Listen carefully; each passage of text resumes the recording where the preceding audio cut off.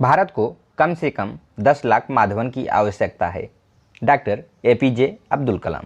ONGC जैसे नवरत्न company की नौकरी छोड़कर खेती के व्यवसाय में उतरने वाले आर माधवन एक बेमिसाल शख्सियत हैं। उनकी सफलता की कहानी कुछ इस प्रकार है। माधवन जी को बचपन से ही पेड़ पौधे लगाने, सब्जियां उगाने में बेहद रुचि थी। किशोरावस्था में ही उन्होंने कई बार अपनी मां को खुद की उगाई हुई सब्जियां लाकर दी और मां की शाबाशी पाकर उनका उत्साह बढ़ जाता था।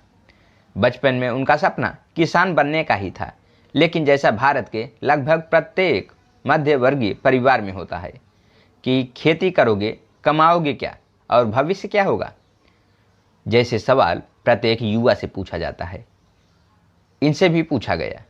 परिवार के दबाव के कारण किसान बनने का कार्यक्रम माधवन को उसी समय छोड़ना पड़ा।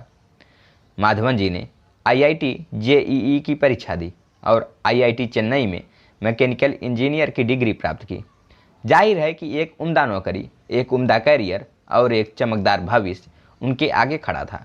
लेकिन कहते हैं ना, बचपन का प्यार एक ऐसी शौक है जो आसानी से नहीं भूलती। इसके अतिरिक्त आईआईटी करने के दौरान किसानी का यह शौक उनके लिए आजीविका के साथ समाज सेवा का रूप ले चुका था। ओएनजीसी में काम करते हुए भी उन्होंने अपने इस शौक को पूरा करने की जुगत लगा ही ली। समुद्र के भीतर तेल निकालने के ऑयल रिंग पर काम करने वालों को लगातार 14 दिन काम करने के बाद अगले 14 दिन का सवैतनिक अवकाश दिया जाता है। माधवन ने यह काम लगातार 9 साल तक किया। 14 दिन मैकेनिकल इंजीनियर का काम और अगले 14 दिन खेती किसानी के नए नए प्रयोग एवं अनुभव।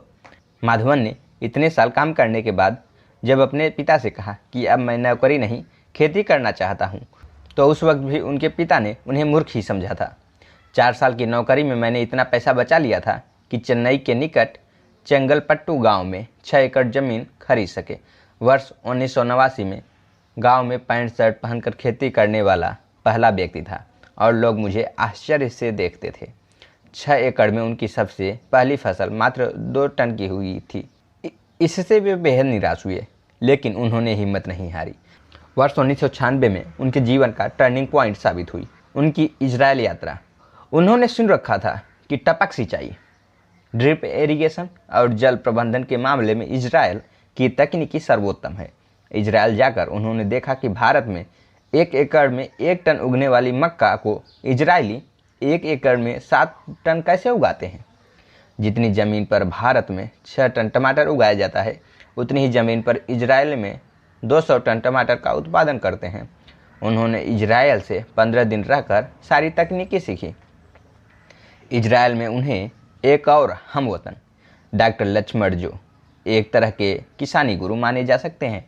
कैलिफोर्निया में रहने वाले डॉक्टर लक्ष्मण पिछले 35 साल से अमेरिका में खेती कर रहे हैं और लगभग 60,000 एकड़ ज़मीन के मालिक हैं।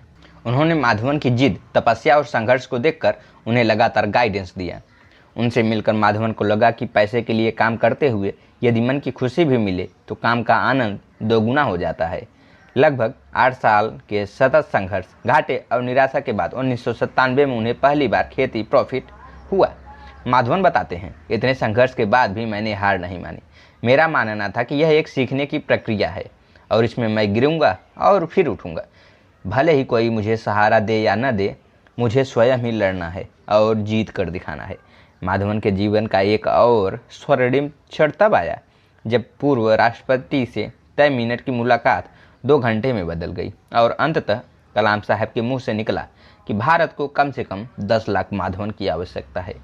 स्वभाव से बेहद ही विनम्र माधवन कहते हैं, यदि मैं किसी उद्यमशील युवा को प्रेरणा दे सकूं तो यह मेरे लिए खुशी की बात होगी।